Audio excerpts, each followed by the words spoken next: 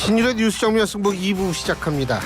여의도 정면 승부인데요. 오늘은 여야 한 의원 한 분씩 모시고 정치 현안 알아보죠. 먼저 더불어민주당 연결해 볼까요? 신현영 의원 연결해 보겠습니다. 신 의원님 안녕하세요.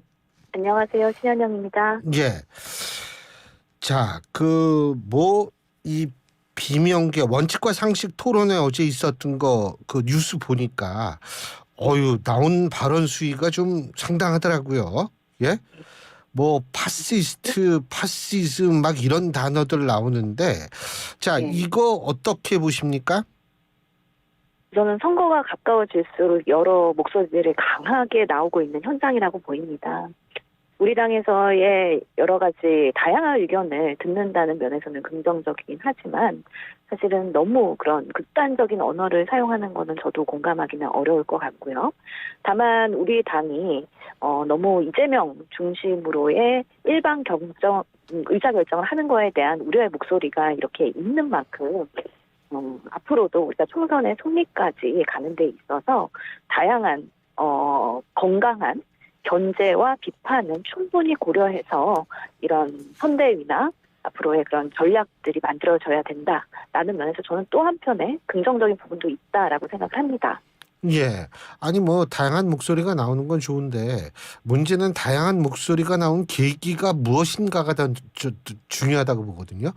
원래 막 다양성 속에서의 나름대로의 방향성을 갖는다는 만큼 완벽한 민주주의는 없죠. 그런데 지금 민주당의 현 상황이 과연 그런 다양함 속에서의 어떤 나름대로의 방향성을 잡는 상황 속에서 이런 목소리가 나왔느냐? 그거는 좀 아닐 수도 있다라는 생각이 드는데 신현영 의원님께서는 어떻게 보세요? 저는 개인적으로 제가 총선기획단에서 위원으로 활동을 하고 있습니다. 그래서 하나씩 중요한 어떻게 보면 민감한 주제들에 대해서 결정을 해야 되는 중요한 책임지는 자리인데 그럴 때 이런 그 원칙과 상식 등 우리 당내에서의 이런 마이너한 그런 파트에서의 목소리들이 당연히 결정할 때 가만히 될 수밖에 없고요. 실제로 당내의 분란이나 갈등을 조장하는 방식이 아니라 결국에는 통합의 길로 가는 의사결정이 되어야 되기 때문에 저는 이런 비판이나 그런 강력한 목소리들도 분명히 참고가 되면서 총선 기획이 이루어진다면 오히려 저는 이 여러분들이 걱정하시는 뭔가 분단이나 아니면은 총선 앞에서의 그런 분열이나 이런 것들이 오히려 사전에 예방될 수 있다라는 면에서 충분히 의미가 있는 목소리들을 감안해야 된다라고 생각을 합니다. 지금 분당 뭐 이런 말씀하셨는데 이낙연 전 대표 보좌관들이 주축이 된 더불어민주당 원외 모임 민주주의 실천 행동에서 신당 창당 준비를 언급했다라는 보도들이 사방에서 나오고 있습니다. 이건 뭐예요, 그러면? 네요. 저도 뭐 정확히 파악을 해보지는 않았지만 우선은 지금 우리가 총선을 앞두고 선거제도 개혁이 결론이 나지 않았기 때문에 여러 가지 다양한 위성 정당이 뭔가 나올 수 있는 가능성 아니면 어떤 방식으로 총선을 치러야 될지에 대해서 예측이 아직은 어렵기 때문에 모든 가능성을 열어두고 다양한 그런 의견들의 조직들이 만들어지고 있는 거 아닌가라는 생각이 듭니다.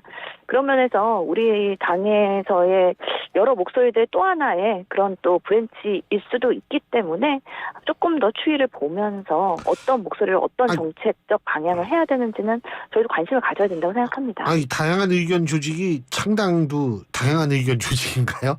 창당이라는 건 당을 벗어나겠다는 얘기 아니에요? 예. 근데 이게 민주당 내에 다양한 의견이라고 볼 수 있는 거예요? 우선은 원외 조직이기 때문에 앞으로 어떻게 조직이 되고 움직여질지는 저희도 예측은 불가능합니다. 그렇지만 민주당을 오리진으로 하고 있는 많은 분들이 앞으로 어떤 행보를 할지에 대해서는 당연히 추이에 대해서 관심을 가져야 된다고요 생각하고요. 우리 당이 일방적인 체제로 뭔가 결정이 되거나 움직일 수 없다라는 또 하나의 반증이기 때문에 모든 하나하나의 의사결정에서의 분명히 통합할 수 있는 방향으로 고려가 되는 데 있어서 단초들이 하나하나가 되지 않을까라는 생각은 듭니다. 근데 그 대의원 권한 축소하고 권리당원 비중 강화하는 거요. 네네. 이런 방향이 그러면 민주당 통합하는 방향이 맞는 겁니까? 저는 그런 내용들이 왜 이 시점에서 의사결정의 안건으로 올라갔는지 상당히 좀 안타깝다는 생각이 듭니다. 이번 선거와는 직접적인 관련이 없고 결국에는 내년에 그런 전당대회와 관련된 룰들인데요.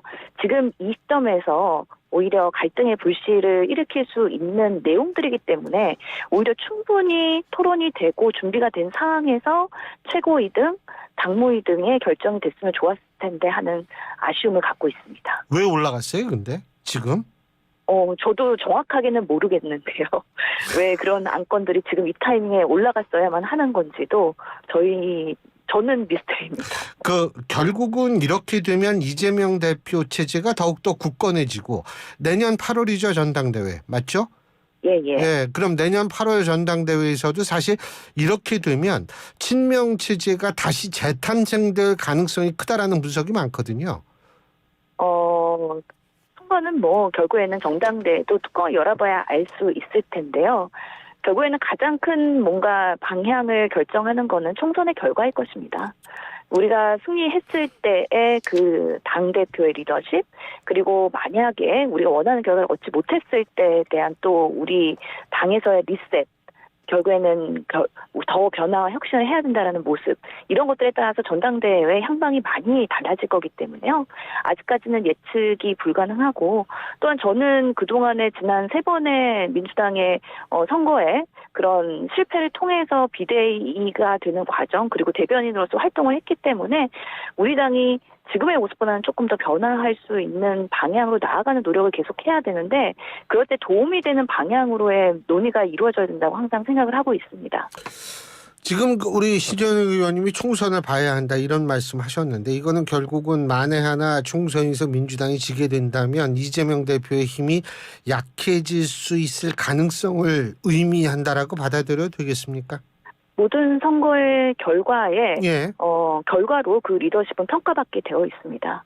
그렇기 때문에 총선의 승리를 위해서 이재명 대표도 온 힘을 다할 거라는 거는 그 누구도 의심하지는 않을 그거야 것이고요. 당연하죠.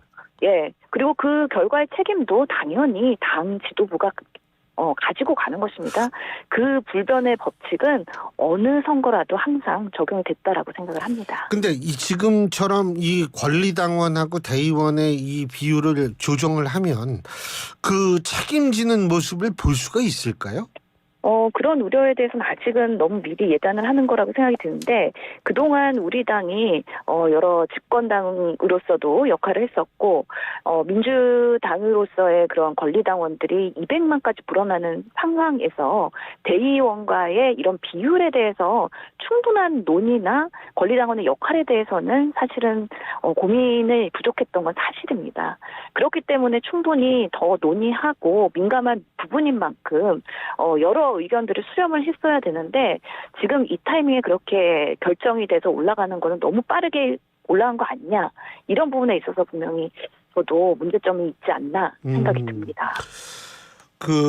그리고 어떻게 이제 막말은 좀 정리가 됐습니까, 민주당? 우선은 총선 기획단 내에서 그 막말 사태 바로 다음 날에 저희가 회의를 하면서 이거는 누가 봐도 문제가 있고 여성으로서의 그런 자괴감이나 이런 것들이 있으니까 빨리 정리를 해야 된다라는 의견들을 여성위원들 중심으로 냈기 때문에 사무총장님께서 경고도 하신 건데요.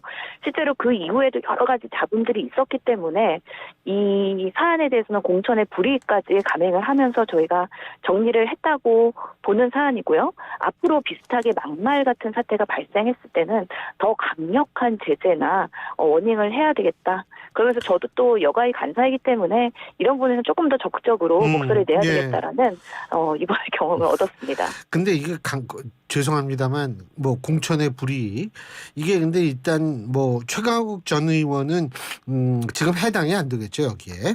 근데 예. 그 더불어민주당에서 나온 거 이렇게 보면 뭐 막말한 사람이 당선이 됐을 경우엔 의원직 사퇴를 뭐 이런 식의 언급도 있더라고요. 근데 이거를 예. 보는 사람이 좀 당혹스러운 게 의원직 사퇴는요. 정당이 너 의원 그만해 이렇게 해서 하는 게 아니잖아요. 비회기 때는 국회의장이 허가를 해야 되는 거고 회기 때는 국회의 결의가 있어야 되는 거 아니에요. 그런데 이런 식으로 이렇게 뭐 막말을 해가지고 그럼에도 불구하고 당선되면 의원직을 사퇴시켜 이거는 제가 볼 때는 좀 현실성이 너무 떨어지고 물론 뭐 의지의 표명이라는 뭐 그 정도라고 얘기를 한다면 할 말은 없겠지만 좀 현실성이 떨어진다는 얘기도 맞는데 어떻게 보세요? 저는 이렇게 총선 기획단에서 공천과 관련해서 막말은 엄중하게 보겠다라는 메시지가 의미가 있다고 보고요. 특히나 이런 메시지들은 예방 효과를 상당히 가져오게 됩니다. 그렇기 때문에 상당히 조심할 수밖에 없고요. 만약에 그럼에도 불구하고 발생했을 때는 우리 당이 또 강단 있게 대응하는 모습을 보이면서 국민들께서 우리 당의 그런 자율 정화에 대한 능력을 평가하실 거라고 보거든요. 그런 면에서 그 누구도 공정하게 이런 잣대를 대면서 신중하게 이제는 여러 가지 발언을 해야 되지 않을까라는 생각을 하게 됩니다. 저는 분명히 효과가 있을 거라고 생각을 합니다. 네, 효과가 있어야죠. 사실은. 네. 그죠? 이 막말은 여야를 떠나가지고 이거 더 이상 나오면 안 돼요. 진짜. 근데 말입니다. 이제 본회의 열리면 그 탄핵 소추안 발의하는 거죠? 더불어민주당은. 지금 30일 본회의를 아마 탄핵 준비에 대한 것들은 지금 변화가 없고요. 여전히 지금 홍익표 원내대표 중심으로 해서 탄핵의 발의에 대한 필요성이나 아니면 저희가 1인 시위도 광화문에서 하고 있는 만큼 이 언론 탄압에 대한 부분의 문제점은 계속 제기하면서 탄핵 소추안에 대한 진행은 그대로 할 예정입니다. 검사도 하는 거죠? 검사들 두 명. 검사에 대한 탄핵에 대한 부분도 계속해서 2명부터 시작을 하자고 한 만큼 아직까지는 특별한 변화는 없는 것으로 알고 있습니다. 혹시 그 탄핵을 너무 남발해가지고 불어오는 역풍 같은 건 없다고 보세요? 너무 남발을 했으면 당연히 뭐 탄핵에 대한 그런 부작용이 있을 거라고 생각을 하고요. 다만 검사 탄핵의 경우에도 이정석 검사의 경우 검사 내에서도 이렇게 압수수색이나 아니면 수사에서 배제되는 효과 등 국민들이 봤을 때 이런 부분에 있어서의 문제점을 같이 공유한다는 면에서 우리가 검사분들의 여러 가지 업무에 있어서의 그런 공평성이나 중립성에 대한 필요성을 더 얘기하는 데 하나의 사례가 될 것 같고요. 예. 또한 손중성 검사의 경우에도 공수처에서의 판단이 문제가 있다라고 한 만큼 우리가 이제 검찰에 대한 신뢰 확보를 위해서라도 이런 국회에서의 견제의 기능은 앞으로도 계속 작동이 되어야 된다라는 생각이 듭니다. 그 탄핵이 견제다. 예, 그렇습니다. 검찰의 근데 이게 수사기관이나 탄핵이라는 아니면 게 사실 엄청난 건데 이게 견제 수단이 될 수 있을지는 사회적 합의를 좀 모아야 되는 거 아닙니까? 우선은 국회에서 할 수 있는 기능으로서 이거는 합법적으로 우리가 부여받은 기능이라고 보는 거고요. 대한민국의 행정 그리고 뭐 사법 그리고 우리 입법 이렇게 세 개의 중축에 있어서 당연히 그 본연의 기능을 하면서 국민의 신뢰를 가져가야 되는데 그렇지 않고 너무 정권의 눈치나 아니면 정권의 그런 입맞춤으로 가는 경우에는 이런 문제에 대해서 분명히 제기를 할 수 있다. 근데 모든 방식이 다 탄핵이 될 수는 없겠지만 정말 문제가 되는 사안에 대해서는 충분히 검토할 수 있다라고 생각을 합니다. 예, 그리고 뭐 신 의원님 의사시니까 좀 의사 출신이시니까 여쭤보는데 지금 의사 단체가 의대 정원 확대 방침에 반대하면서 파업한다는 건데 이거 어떻게 보세요?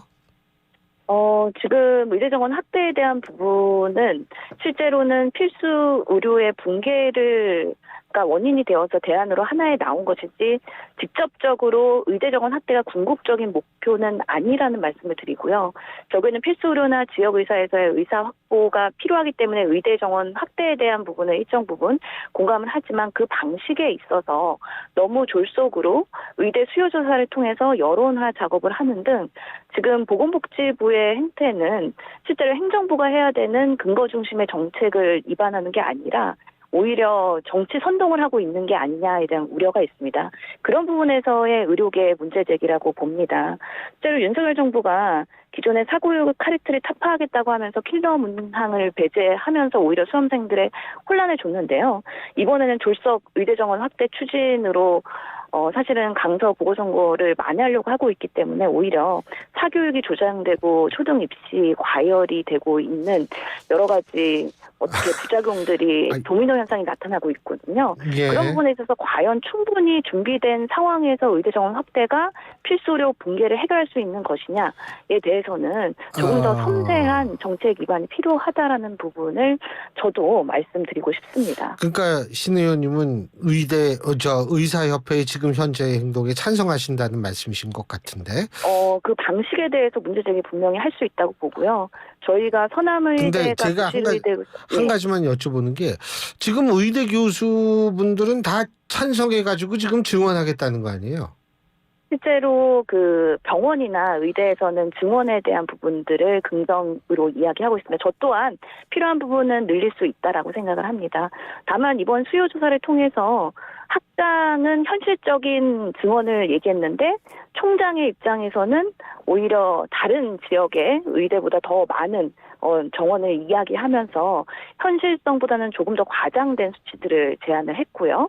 그런 것들이 정부에 의해서 발표가 되면서 뭐 3,000명 늘린다, 4,000명 늘린다 이런 것들에 대한 헛된 희망을 줬기 때문에 현실성 있는 정책이 아니라는 거에 대한 비판을 하고 있는 거고요.